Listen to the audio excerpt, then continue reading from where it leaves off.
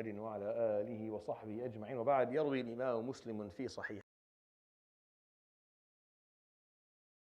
Imam Muslim, right, to us by Abu Mas'ud. Not Ibn Mas'ud, Abu Mas'ud. And they're very different. Ibn Mas'ud is obviously the early Sahabi who is one of the residents of Mecca. Abu Mas'ud is a Sahabi from Medina. He's one of the Ansar. And he was with the Prophet ﷺ during Badr. And he's a very, I'm not going to talk about him a lot. He's a well-known figure within Islamic history as well. And the Prophet ﷺ had a lot of affection for him. And the theme is still bad religiosity, and I'm going to give you another example of how Abu Mas'ud anhu learned something from what the Prophet ﷺ said to him in this example. فقال كنت أضرب غلاما لي بالسوط.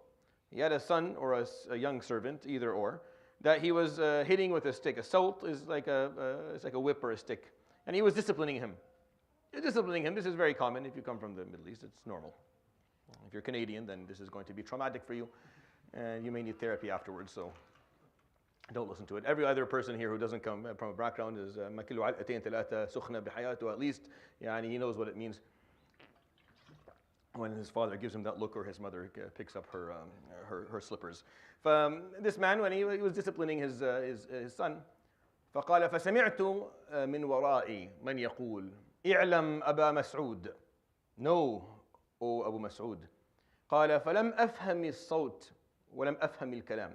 I didn't hear it well. Like I was saying, I heard this sound, I heard these words, but I didn't understand who it was, and I couldn't figure out who it was. قال فلما دنا مني.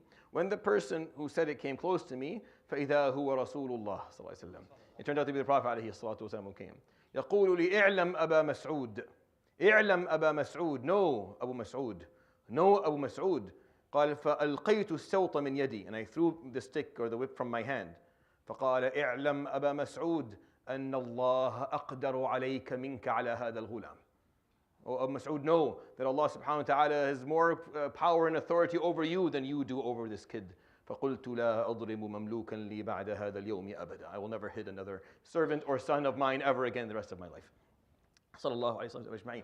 And the hadith has this heavy tone to it, because the Prophet ﷺ was very upset with what he saw someone who he considered to be one of the leaders of the Sahaba. Amongst the Ansar, there were leaders, people, they accepted Islam a bit later, obviously, because Islam came to them later. But there were leaders amongst them, Abdullah ibn Amr ibn Hiram, and Sa'd ibn Zurara, and many other, Sa'd ibn Mu'adh, and Sa'd ibn Ubadah, etc., etc. Amongst them also was Abu Mas'ud. Abu Mas'ud, he outlived most of these names. Most of these people died either during Uhud or during Al-Khandaq, but Abu Mas'ud lived long. So the Prophet, and he was someone who was wise, and the people came to him and they asked him for advice, and he was a very generous man. He was someone who people had a lot of respect for him. So when he saw him doing this, alayhi salatu wasalam, it bothered him. It bothered him because this is a bad representation. Because this is not how you should be representing the level of knowledge that you have and the level of religiosity that you carry. So he came and he didn't alayhi salatu wasalam, give the advice in a way that is raqiq, which is usually what he does. This is very important to notice when you're reading his hadith, alayhi salatu wasalam. When he gives advice, it's always extremely tender. It's always kind. It's always in a nice tone. Rarely does he do it, alayhi salatu wasalam, in a way that is strict or rigid or difficult. But in this one, he did. He was so upset with Abu Mas'ud that he just kept on saying, "I'lam Abu Mas'ud." No, you should know Abu Mas'ud. It's almost like you should know better. The way I interpret this is like almost he's saying, you should know better. You should know better than to behave like this and act like this. And Abu Mas'ud, when he finally understood that what he was doing, and he knew it. Like he knew what he was doing was wrong, as most people do. We all do when we're breaching an ethical rule that we know. We know it. Abu Mas'ud didn't need for him to finish his sentence. So he threw it from his hand. He knew that what he was doing was not. And the Prophet ﷺ he told him, know that Allah is more capable of punishing you than you are of this young person. And of course he knows that, radiallahu anhu. We all know that, but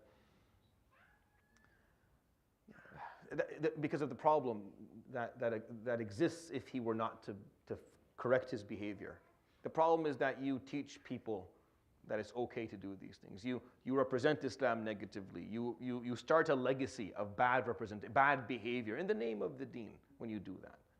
So he was upset with him, alayhi salatu wasalam, because he knows, because never did the Prophet alayhi قال ما ضرب رسول الله صلى الله عليه وسلم بيده شيئا قط لا امرأة ولا طفلا ولا دابة. He never hit anything alayhi salatu wasalam with his hands. Outside of jihad, outside of carrying, pulling the sword and fighting for your country and for your life and for your rights. Not a woman, not a child, not an animal, nothing. He never hit anything, never struck anything, alayhi salatu wasalam. Think about that for a moment. Think about the viciousness of our upbringings as Muslims. Wallahi, think of how vicious our upbringings are all across the map. From Mauritania to as far as Muslims go into China. Right? If think of it as north as Bosnia and Turkey down to as in the middle of the jungles of Africa. Think of Muslims and the viciousness of all of our upbringings, as in beatings being the norm of how you're going to grow up by being beaten by everyone who's older than you, and this is going to be done by. And yet the Prophet ﷺ, ما ضرب بيده شيئا قط. He never hit anything with his hand. How does that happen? Like why is that piece ignored? Because it's convenient to be ignored. Because as parents, I prefer to ignore it too. Because every once in a while, I'll slap my kid all over the head. I don't want to be told that's not what the Prophet ﷺ does and I have to be held accountable. I want it to be okay, so I'll ignore this part. So it's bad religiosity, where you conveniently ignore the pieces that don't suit you, or the stuff that don't work with you, or you don't find helpful in your life, or you are not willing to follow.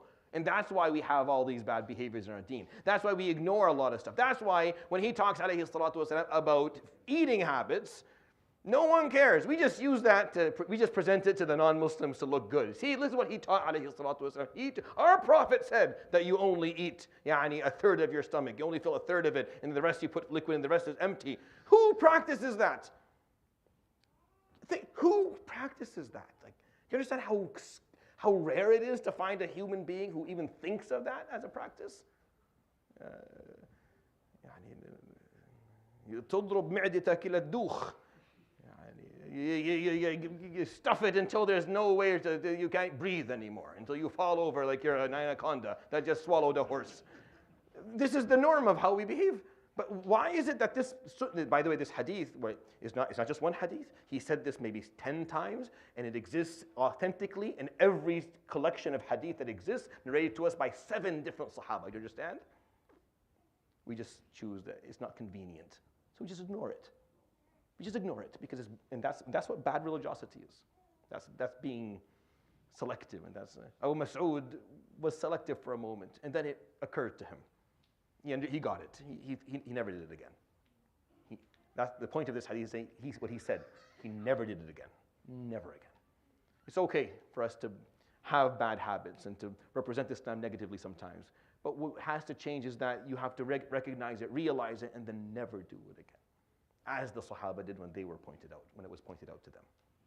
يروي الإمام مسلم في صحيحه عن أبي مسعود رضي الله عنه قال: كنت أضرب غلاما لي بالسوط فسمعت صوتا من خلفي يقول: اعلم أبا مسعود، فلم أفهم الصوت من الغضب، فلما دنا مني فإذا هو رسول الله صلى الله عليه وسلم يقول: اعلم أبا مسعود، اعلم أبا مسعود، فألقيت السوط من يدي فقال: اعلم أبا مسعود أن الله أقدر عليك منك على هذا الغلام. يقول: فما ضربت مملوكا لي بعد ذلك اليوم أبدا. صدق رسول الله صلى الله عليه وآله وسلم. الحمد لله لا إله إلا أنت، استغفر واتوب إليك، وصلى الله وسلم وبارك على نبينا محمد وعلى آله وصحبه. جزاكم الله خير، بارك الله فيكم. السلام عليكم ورحمة الله وبركاته.